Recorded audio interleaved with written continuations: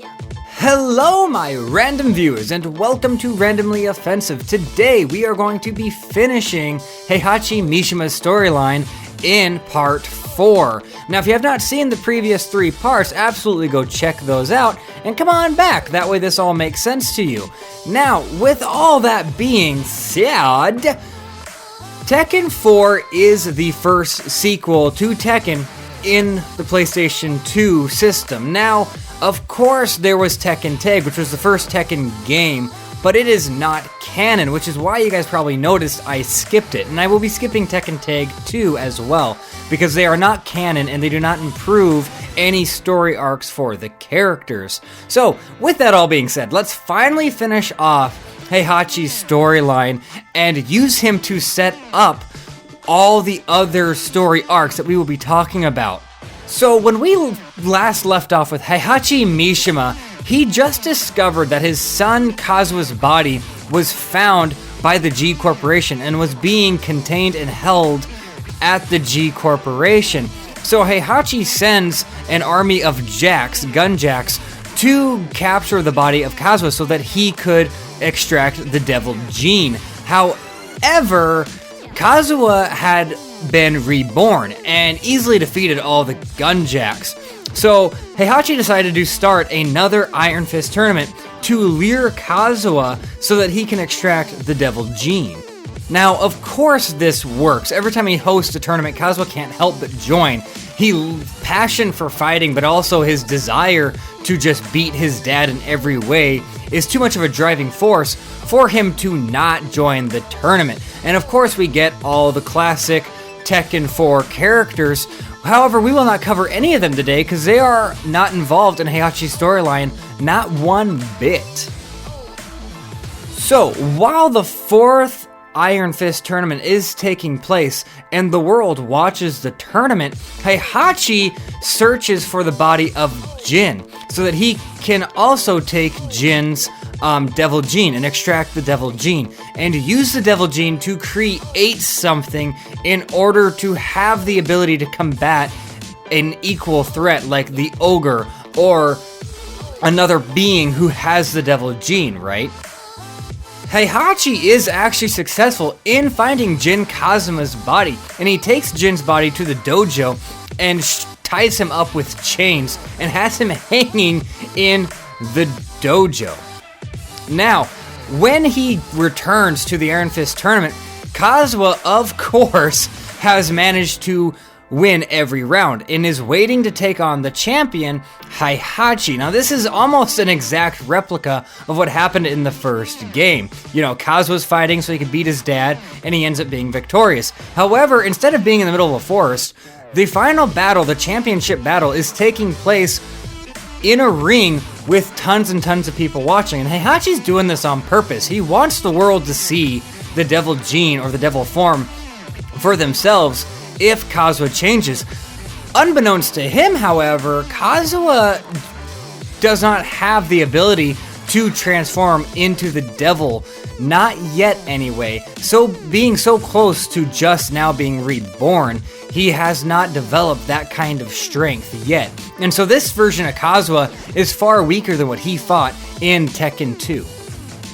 So with the championship round starting, Kazuha does not realize that he is incredibly outmatched by Heihachi this time around. He's expecting it to be just like Tekken 2. However, this is just not the case, because Heihachi not only has grown tremendously in strength, but he has also mastered meditation and mastered the ability to use the holy sense, right? So he's able to tap into that holy sense using meditation and create small pulses of power, of unwhelming power, without having to be unconscious to use it. And so throughout this fight, Kazuha is managing to kick the knees of Heihachi, managing to land blows to Heihachi's chest and stomach, and managing to elbow him in the face.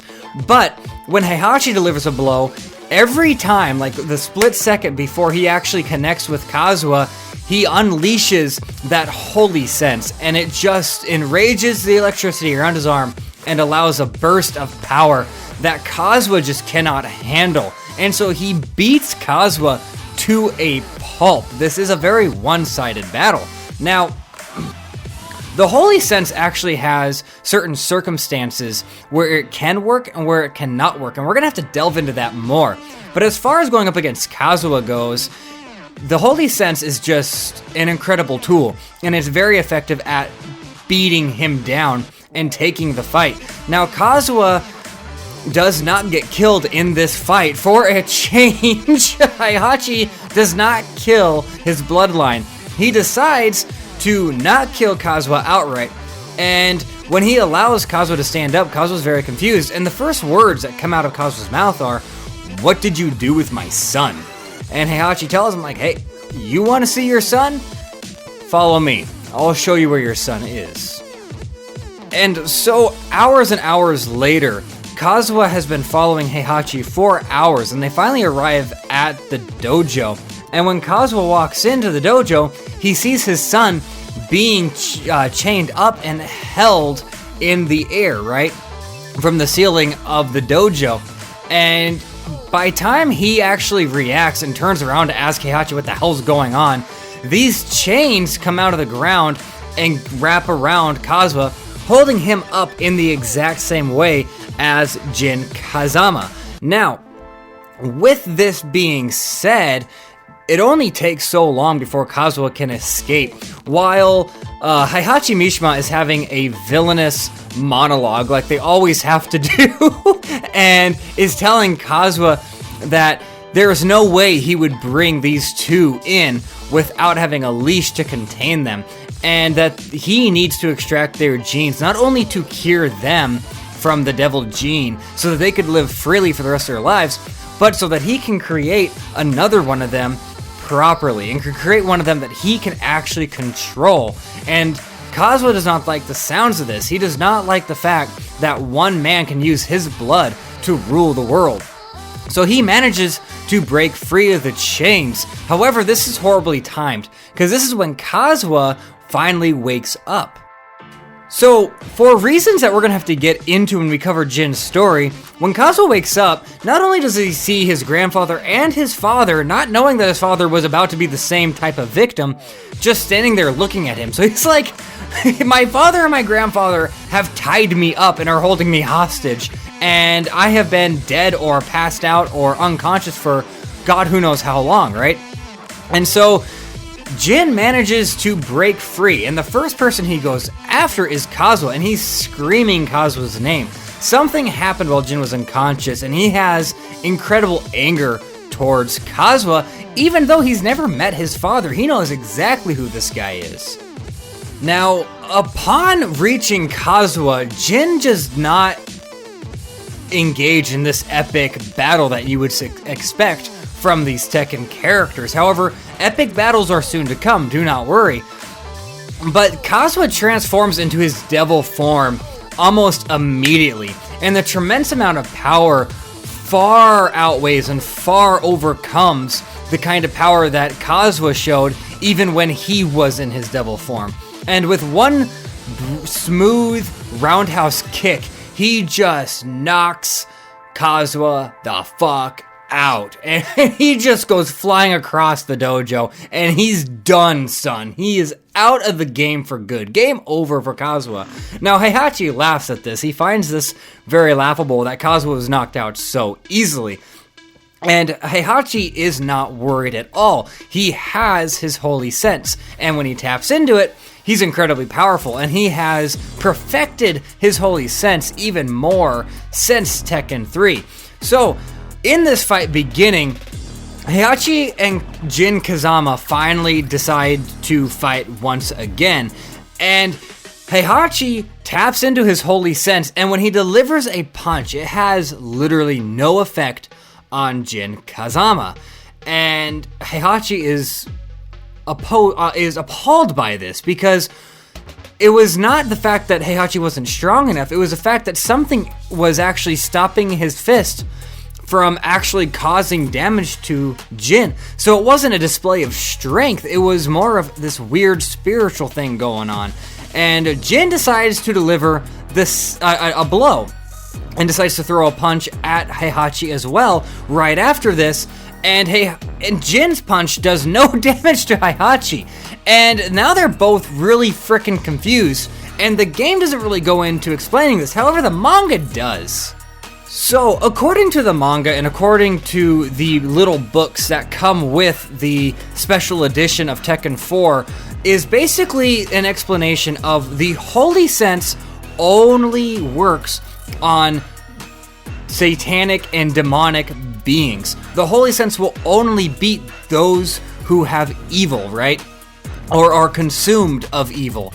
And when Heihachi's punch does not land, does not strike, and cannot cause any damage, that means that Jin Kazuma, yes, he has a devil form, but he also has a Holy Sense as well. So he is a hybrid of a Holy Sense beholder, but he's also a hybrid of the devil genes. So he contains the devil form while containing the Holy Sense. The devil form he got from Kazuha, the Holy Sense he got from Jun Kazama.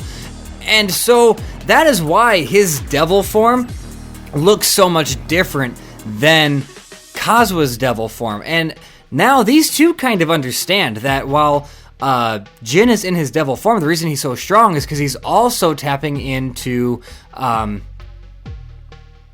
holy abilities, Holy Sense. So while tapping into the Holy Sense, while also tapping into the Devil Gene's power, this guy is incredibly powerful, but he can't use it on Heihachi. It does no good. And same for Heihachi. So Jin decides to power down, and Heihachi decides he's gonna have to take this kid out the old-fashioned way and not use any of his Holy Sense. This fight becomes pretty one-sided from here on out, because the last time Heihachi beat Jin was because he was able to use Holy Sense effectively, with him not being able to use it at all, and Jin not using his devil form makes no difference, because Jin did not use his devil form in the last fight with Heihachi in Tekken 3.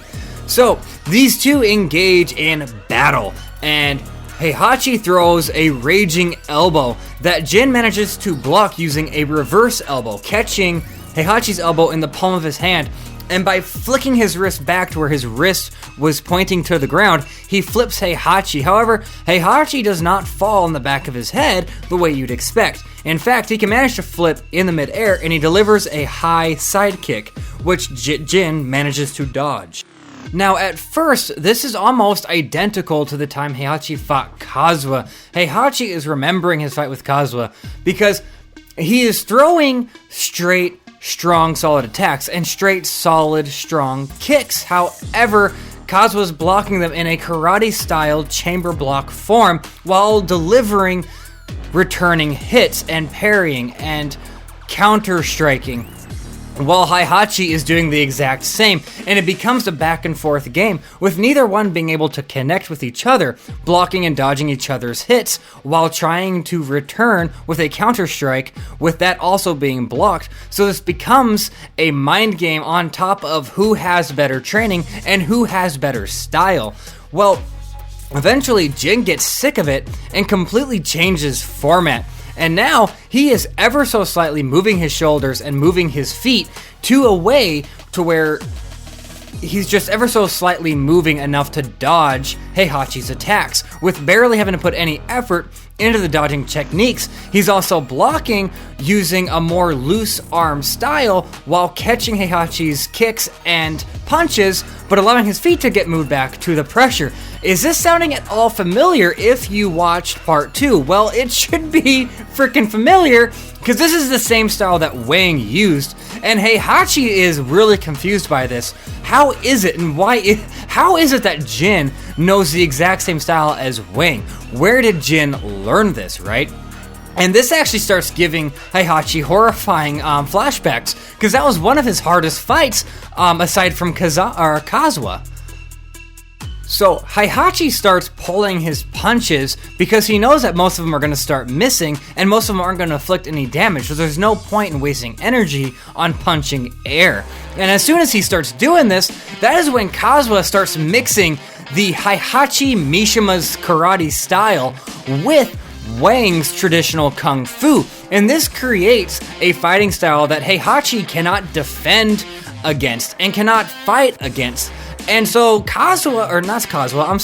so many names.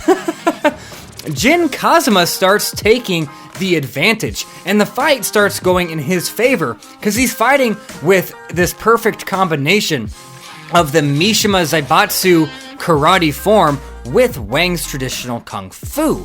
And so he eventually does get the upper hand on Heihachi, and as soon as Heihachi is weak enough, Kazuha just chamber kicks the hell out of this guy right in the chest, and he delivers 2 of them back to back. He jumps in the air and sends 1 kick forward and then sends the second kick forward right after, delivering 2 massive chamber kicks to Heihachi. And while Heihachi is staggering, this guy takes a kung fu stance, puts his left hand right up against Heihachi, and he's using his left arm to aim perfectly, and he gets his left arm hooked up, and he activates not the Holy Sense, because the Holy Sense delivers a blue type lightning or electricity, but he delivers a different type of power. He delivers a different type of energy. He's collecting a red electric energy in his fist. Heihachi's never seen this before, nor have we, and we will not find out what it is until we cover Jin's storyline. And he delivers a massive punch directly to Heihachi, sending Heihachi flying. And the force of this punch is so great that Jin's feet actually goes into the ground.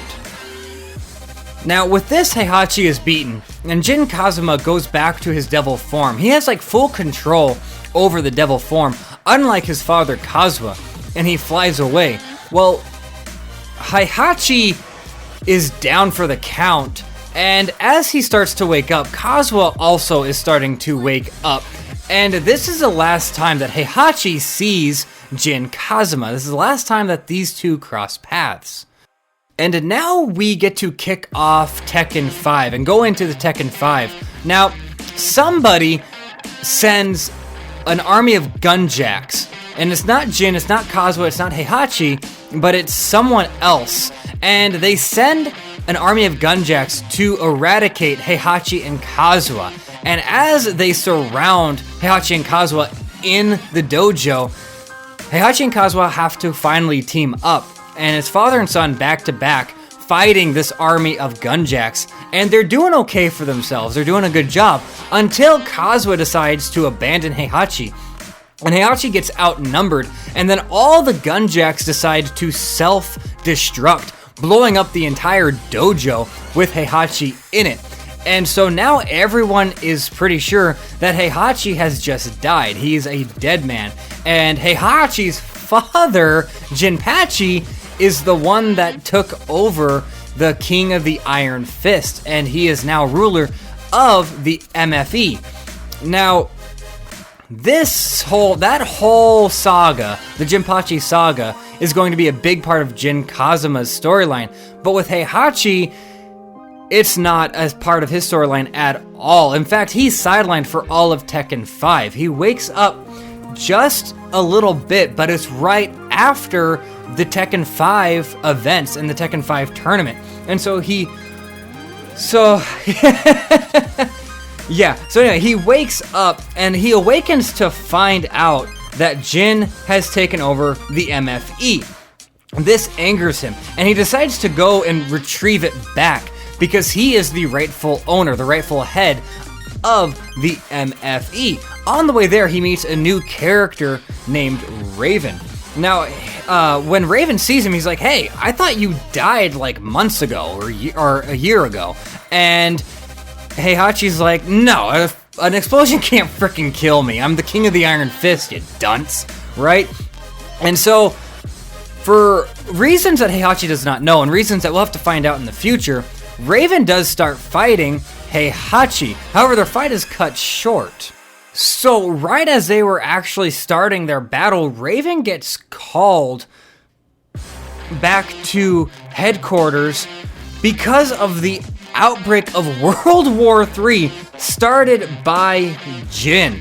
And with this new information, Heihachi has to figure out who the hell this Ray guy is, and what headquarters is, and what organization Ray works for. But also, he's like, Jin started World War III, so I'm gonna lie low, and that's exactly what he does. He lies low in a new dojo that he just purchased, and he spends the duration of Tekken 6 just training. So, yeah, his saga does not continue in Tekken 6. In fact, he is sidelined again for the sagas and events of Tekken 6, which we will have to cover with the main characters of that game. However, he does have a small encounter with Lars, a new main character in Tekken 6, and there is a little bit of a fight going on, but when he's caught in the middle of training, Lars starts talking to Heihachi about all the events that are going down, and he informs Heihachi that the world's in the middle of World War III, which was started by Jin, and there is a huge major threat called the Azazel, and it is very similar to Ogre. Now this confirms Heihachi's fears and confirms his will to create something using the devil genes that can be strong enough to combat these weird creatures, these strong, incredible otherworld entities, and to try to protect the world. So his savior instincts do kick in a little bit, so he kicks his training up even more after sending Lars off.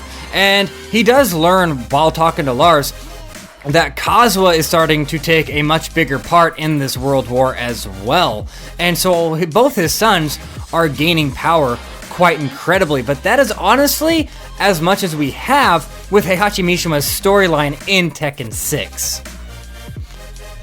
And the reason for that is because Tekken 6 is when they started no longer incorporating the Iron Fist tournament as their canon story. The Iron Fist tournament still is a thing in Tekken, just so that players have the arcade to enjoy, and they still have the ending story scenes, but they're no longer canon. For some characters, like the side characters, they were canon, but for the most part, as far as main characters go, the ending of the arcade is no longer canon storyline. Instead, they start going through a different type of story mode. And so the story mode itself is what's canon in Tekken 6 instead of the arcade. And this is where Heihachi's storyline continues in Tekken 6.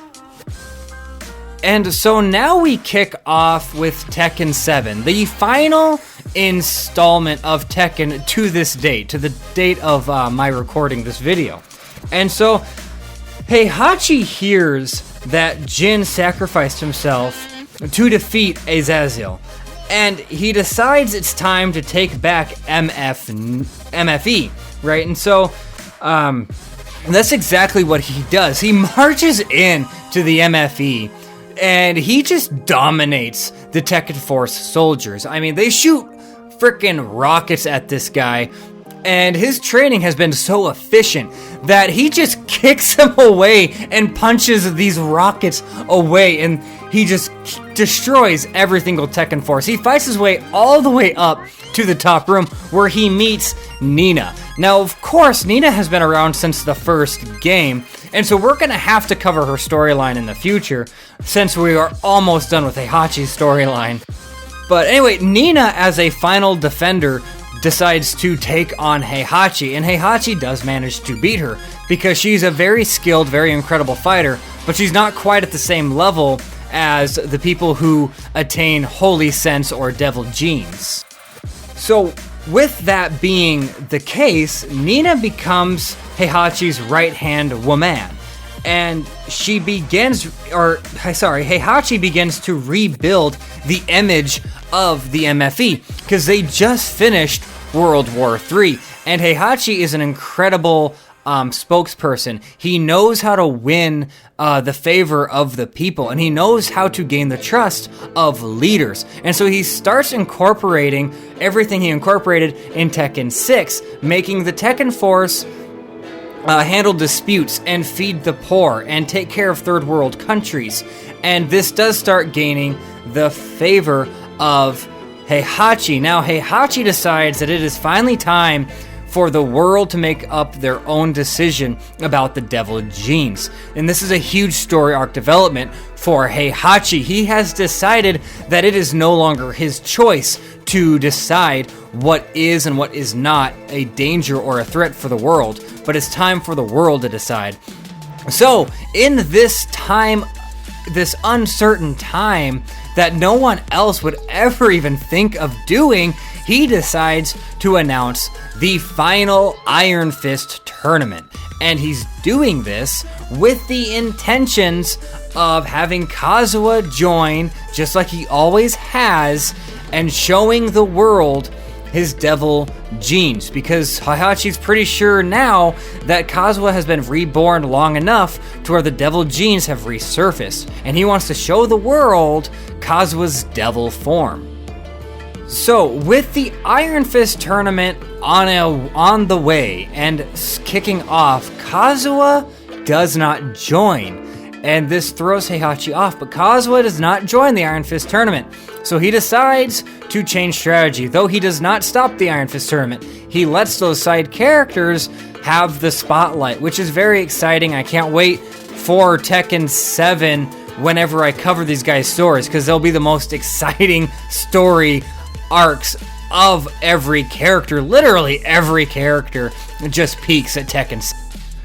So, having to start a new strategy and start a new plan, Heihachi goes to the Archers of the Sairas, and this is so that he can create an alliance with them. And when he meets the leader Claudio Serafino, he tries to discuss with them that they have the same goal to eradicate evil, because Claudio is an exorcist and he has the holy sense. And when Heihachi explains that he also has the holy sense, Claudio does not believe him and tries to fight him using his holy sense. Of course, Claudio cannot land a punch on Heihachi because the holy sense just won't allow it. And so, of course, Claudio accepts, and he accepts the alliance, and he becomes Heihachi's left-hand man on the second in command to Nina.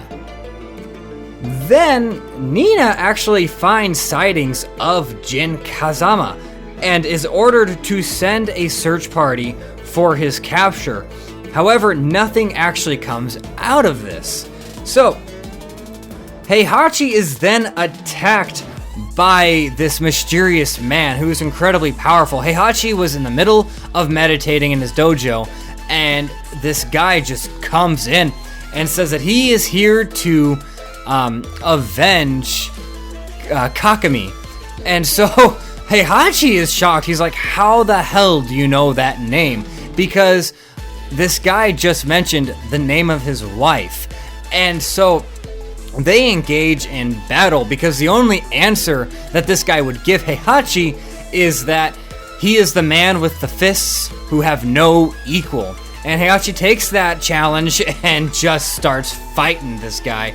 And for the most part, they are pretty equal. However, this guy too has a type of energy that Heihachi has not noticed before, has never experienced before. But his holy energy does work on this guy, meaning he does have evil intent, and he is not using any style of the holy sense. So the first part of this battle is really just them feeling each other out, doing low kicks and testing out certain techniques to force the other opponent to either defend or fight, and they're getting a feel for each other. But even though this is a test, their punches are causing shockwaves through the dojo. These guys, especially Heihachi, has reached a whole new level of power, which is forcing all the other Tekken players to also increase their power, because that's what Tekken is all about, are these guys trying to keep up with each other and not only get better than their opponent, but get better than themselves. So in the middle of this fight, they are both attacked by a Jack 6 army sent by Kazuha, right? And so these two end up having to team up back to back and take on these Jacks. And unlike how Kazuha abandoned Heihachi, this guy with the fists who have no equal stays with Heihachi, and they manage to defeat every single Jack 6 combatant. And so now they are just back to being themselves, just the two of them.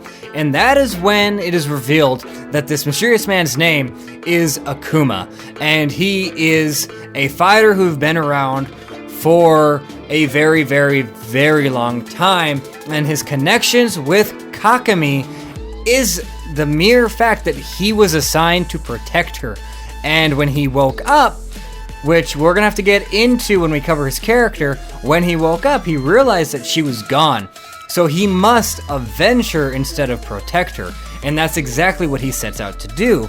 And so they go into another battle. However, Akuma powers up. And this is like the first time we've actually seen a traditional form of powering up in the Tekken series. And so far, I'm pretty sure Akuma is one of the very few characters who are capable of doing it.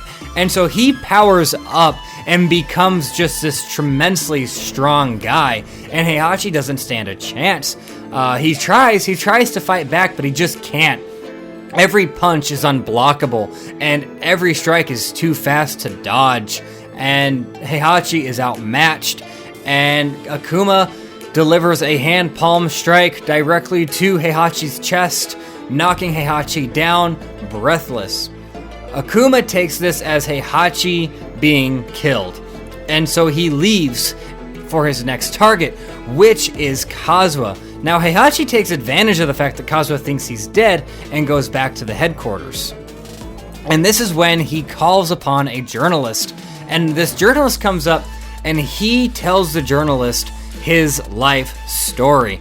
Everything from before the first Tekken, through first Tekken, Tekken 2, Tekken 3, all the way up to this point. And tells the journalist everything, and then tells him to release it to the world so that the world knows the truth and can make the decision that they deem fit. Right after this, Heihachi meditates one last time, and then he goes to his headquarters in the MFE and makes a local worldwide broadcast telling Kazuha to meet him at the mouth of the volcano. Now, of course, Kazuha knows exactly what volcano Heihachi is talking about, and he knows exactly what's about to happen. So he meets his father, the one that has tormented his life, the one that has tried to kill him over and over and over again. He meets Heihachi, and the two stare at each other at the mouth of the volcano. And it is finally time for the last battle. It is time to put all of this to rest and end it once and for all. And that is where we're gonna leave Heihachi's storyline off. This is such a climactic battle and such a peak performance of everyone involved in Tekken 7 that I cannot finish it or talk about it, this battle especially, until I'm actually ready to stop talking about Tekken itself. Since Heihachi is the first guy that I decided to cover in his storyline, finishing it off with one of the biggest climaxes in history and the biggest climax that Tekken 7 has would just be unfair to myself, because nothing else would come to compare when it comes to Tekken. And since this climax involves another character, I will have another chance to talk about it. So that is, for now, the end of Heihachi's storyline in the Tekken saga, and I will finish it with this climax when the time has come. So, with that being said, that is today's video. And real quick, if there are any Tekken fans watching, let me know in the comments the next character you would like me to cover. I might cover that character, I may have to wait, but let me know what character you would love to have me cover, and I would gladly cover it. I don't actually see a whole lot of Tekken content out there, so yeah, with that being said, thank you very much for watching. Please do consider hitting the like and subscribe button and share. It helps me out a lot. I'm a very small channel. And yeah, don't get hit by a meteor. Take care of yourselves. Bye.